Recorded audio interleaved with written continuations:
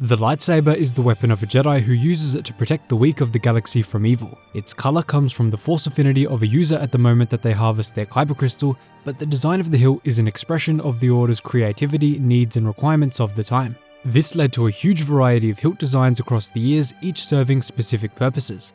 So let's break down every single lightsaber type in Star Wars Canon and what they mean. So hit that subscribe button and let's get into it. Number 1. The standard single-bladed lightsaber. This lightsaber was the most common across the Jedi Order, and although it was less common among dark side orders in favor of more offensive lightsabers, it was still widely used. The sabers produce a single blade of plasma in the color of the kyber crystal inserted inside of it. Importantly though, these sabers can only operate at a single length, which is determined when it's constructed by its user. This will be important in some later variants. At number 2, we have the standard double-bladed lightsaber. This was a variant enjoyed mostly by dark side orders like the Sith, and they contain 2 kyber crystals inside.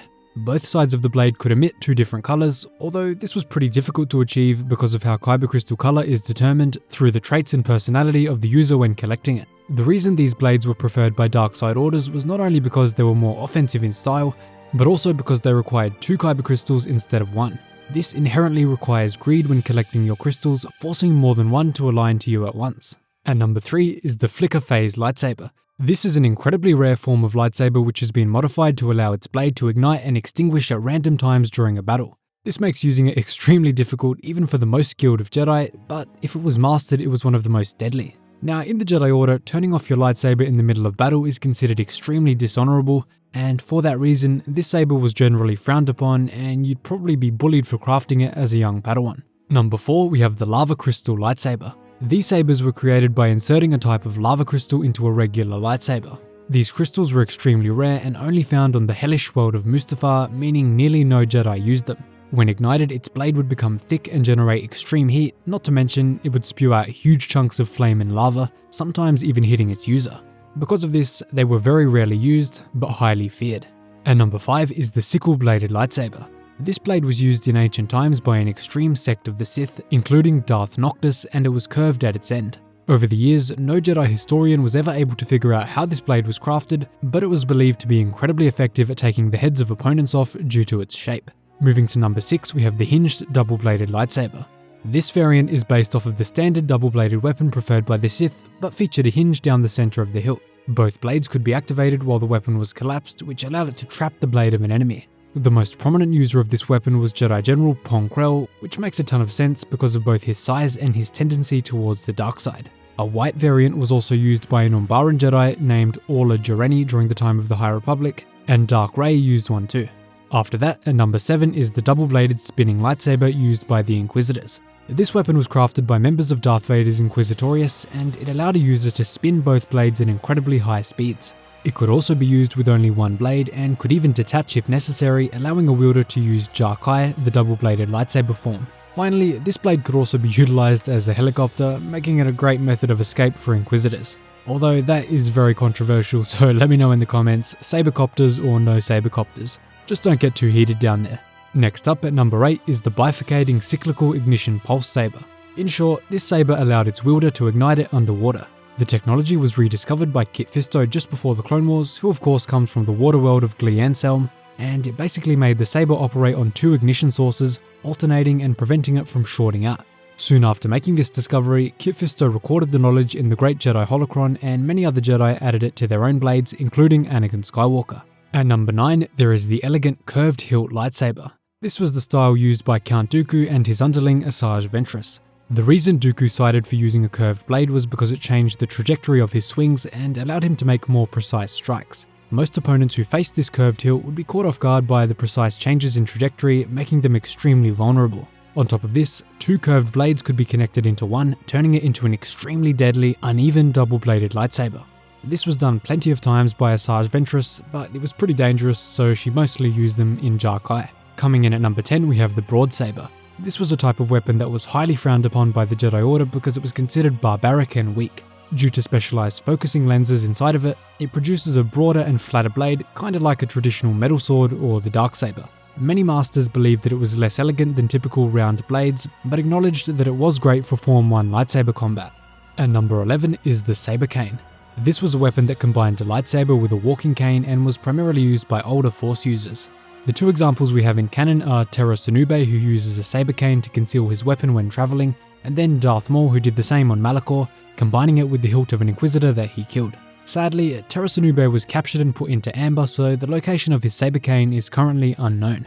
I'd say the Empire probably has it and is studying it closely. Next up at number 12 is the Light Club, also known as the Great Lightsaber.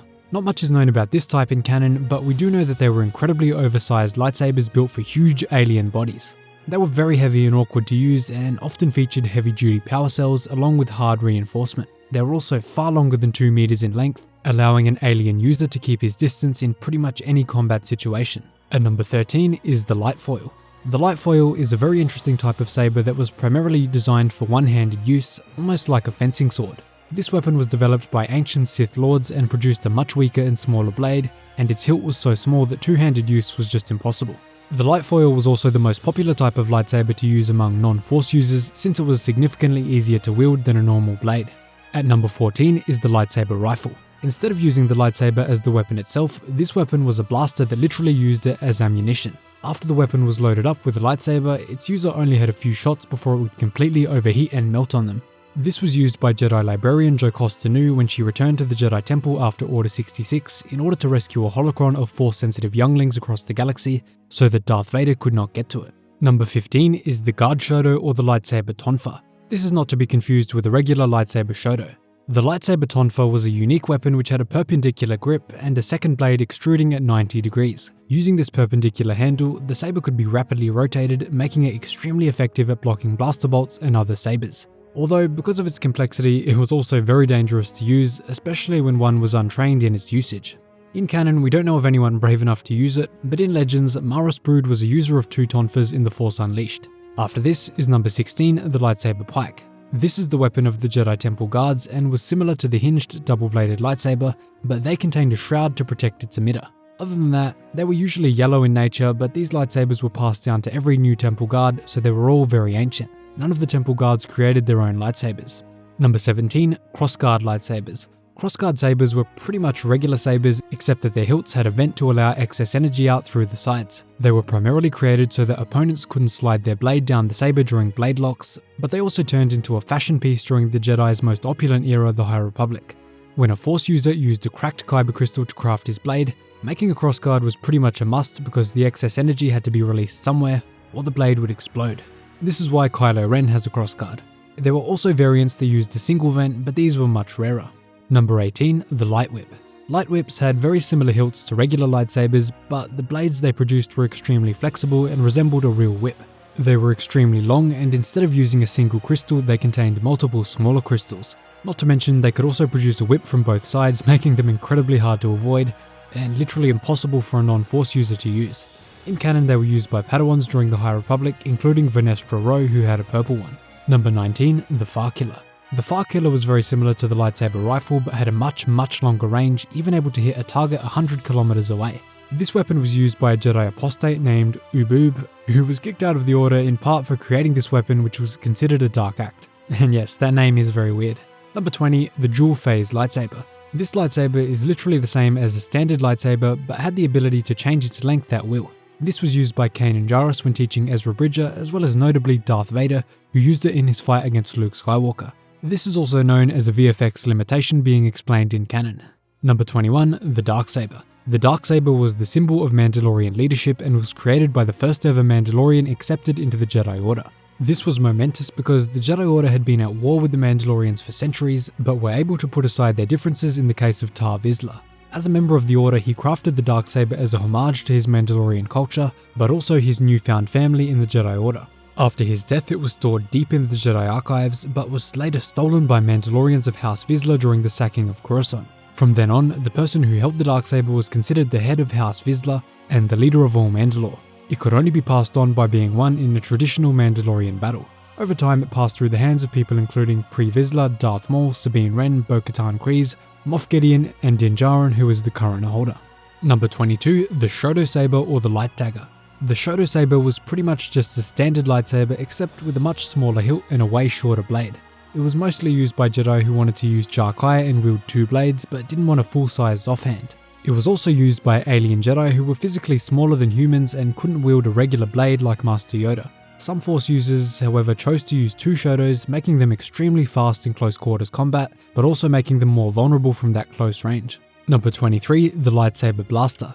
This was the lightsaber created by Ezra Bridger, and it combined a traditional Jedi lightsaber, but turned its hilt into a projectile thrower. He did this because he wasn't confident in his lightsaber combat skills and wanted a backup option that he was more familiar with. I'd say this fits perfectly with his personality, and it really fits him as a character. Number 24, the TAGGE Protoblade. The TAGGE Protoblade was a unique plasma weapon created by Silas and Domina Tagge, the sister of Cassio Tagge from A New Hope. It functioned very similarly to a lightsaber, and when powered up was able to cut through walls and enemies. It took the form of a gauntlet with a yellow glow and emanated energized plasma all around it. Despite this, it wasn't actually powered by a kyber crystal, and instead was a pale imitation by a group of non-Force users, although it was very effective. Finally, at number 25 we have EXAR KUN'S lightsaber. Not much is known about this saber in canon, but it was believed to be a proto-double-bladed saber which inspired the modern double-bladed sabers used by people like Darth Maul. Hopefully this legendary weapon will be covered more in canon in the future. But those are all known lightsaber types in the current canon. If you want to see what all of the lightsaber colors mean, click on the video on screen now. Hit that subscribe button, leave a like for more videos just like this, and I will see you in the next one.